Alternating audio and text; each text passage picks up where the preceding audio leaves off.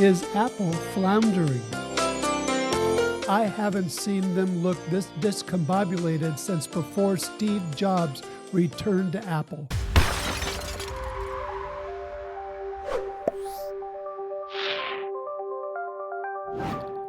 Hi, I'm donbullock.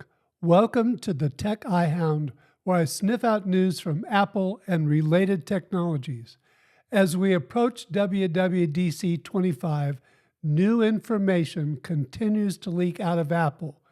While the intent of WWDC is to provide information and training for app developers who are very important to Apple, they've used the keynote address many years for at the beginning of the week to announce new operating system changes and other newly developed software and sometimes hardware. Please remember to subscribe to the channel. I'd greatly appreciate it. This year, since much of the Apple intelligence they announced at WWDC last year has been delayed, there's a lot of confusion and leaks about what to expect from Apple this year. It will be interesting to see what Tim Cook pulls out of his bag of tricks at WWDC25. So I asked the question, is Apple floundering? According to Mark Gurman from Bloomberg, Tim Cook has maintained recently that Apple's greatest contribution to society will be in healthcare. That's a strange statement from a technology company that isn't involved in making things for the healthcare business. Gurman claims that Apple is preparing its biggest healthcare push to date with a revamped health app and, in Mark's words, an AI doctor service. Really? Where'd that come from? An AI doctor? Personally, I've heard some scary things about AI medical advice. These AI doctors, again, Mark's description, are rumored to be part of an Apple subscription service. Yeah, just as I need another subscription. Not really. Besides, Apple seems to be having a lot of problems getting Apple Intelligence implemented. I certainly wouldn't want to trust them with an AI doctor. Seriously, I doubt if Apple will actually call this an AI doctor service. They'll come up with something less specific. I also doubt they'll be actually real specific as far as their medical advice is concerned too. While Apple has been working towards making the Apple Watch a medical lab on your wrist, based on Tim Cook's statement, I think we're likely to see improvements in what the Apple Watch can do at WWDC. We've had such announcements every year for several years. In recent years, they've made innovations in the Apple Watch for running, bicycling, swimming, hiking, and scuba diving, and I'm sure a whole lot more individual sports. I'm not sure what other activities they could add support for. Maybe they'll start getting into team sports. Tim Cook has to somehow keep an emphasis on the health support capabilities of the Apple Watch. While Apple faced a patent dispute regarding blood oxygen sensor, there's some speculation that it may be returning to future Apple Watch models. But when is still a question. Maybe that could happen by June.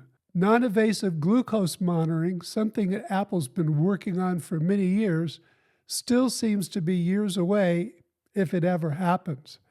Apple has put a lot of money and effort into this, but the necessary technology just doesn't seem to be available. Apple is also working on blood pressure. Now, again, according to Mark Gurman, this will show up in the next generation of Apple Watches, but it will be somewhat limited. According to Gurman, your watch will notify you when it looks as though your blood pressure is elevated. This is a hypertension alert that notices changes in your blood pressure, but doesn't give straight numerical results. Perhaps that announcement will be made at WWDC25. With all that's been going with the software section at Apple, I'm predicting that any improvements in the healthcare app will be minimal at best. Whatever they announce will be things that will be ready to be implemented right away, not later this year. There are also rumors that Apple is planning to add cameras to Apple Watches and AirPods. I realize that camera technology from Apple, including many years of machine learning, have been exceptional. I'm a little confused at what's going on here. Now, I'd love to have a camera on my Apple Watch.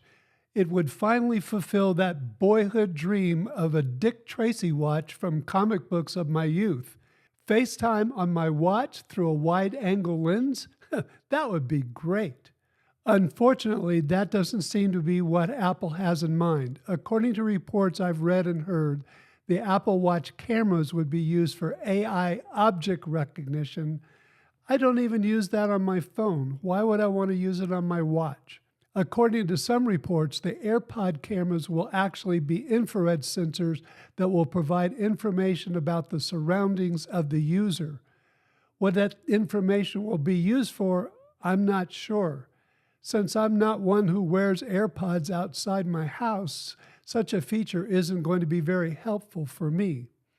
Another technology rumored for AirPods is instant translation.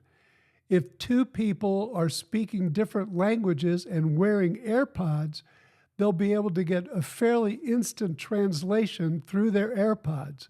If Apple can pull this off and put translate immediately in AirPods, it will be a great feature. Maybe I can finally communicate with my gardener. Since the introduction of HomeKit and a list of promises on what it would do to control the smart home devices at WWDC in 2014, yes, it was 2014 that HomeKit was introduced. Apple hasn't truly gotten into any of the smart home promises that they made.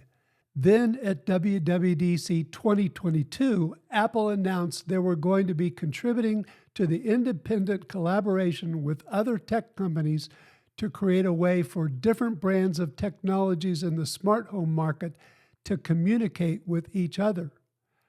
Matter. But still, here we are in 2025, and few things still work with Apple HomeKit.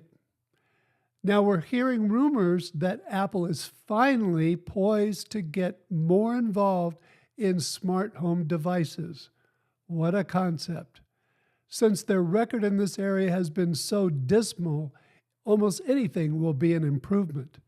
Maybe now that Matter has gained more features and support, they're ready to jump in and produce devices that will work with HomeKit through Apple TV OS, or even as I mentioned in a previous video, they might create a separate Home OS.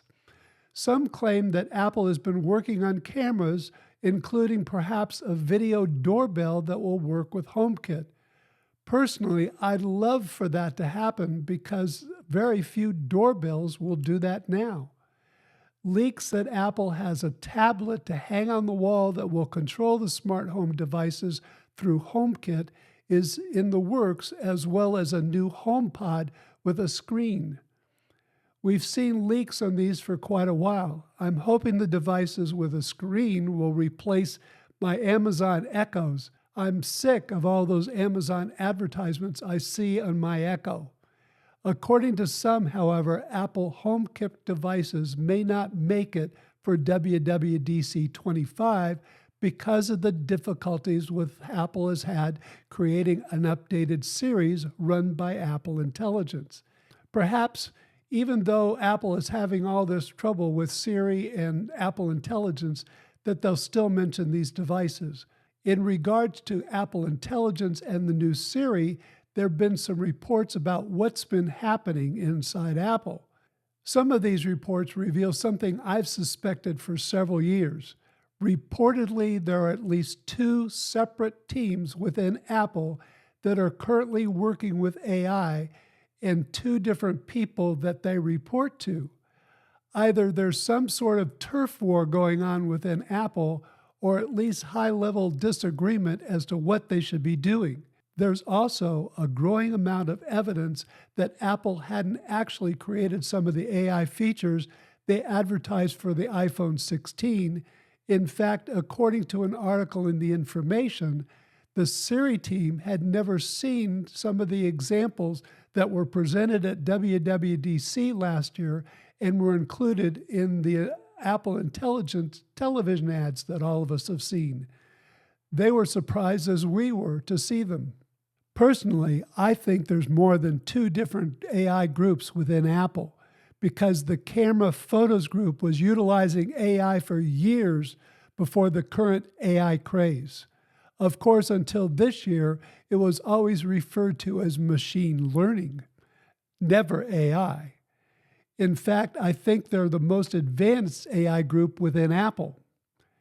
It's now becoming clear why we're hearing more tech journalists, including Mark Gurman and YouTubers like John Prosser, on a totally redesigned and enhanced operating systems being announced at WWDC25.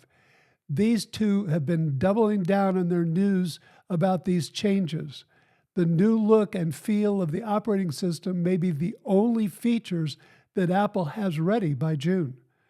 Everything else may be hung up because of the delay in Apple Intelligence and the new Siri. Whether or not we can say that Apple is floundering, I'll leave up to you. But I haven't seen them look this discombobulated since before Steve Jobs returned to Apple. And I distinctly remember that time very well. Yes, I'm that old. As was the case back then, they're going in a lot of different directions and not getting anywhere. While I still have confidence in Apple and feel they'll recover from their current state of chaos, it's going to take a while.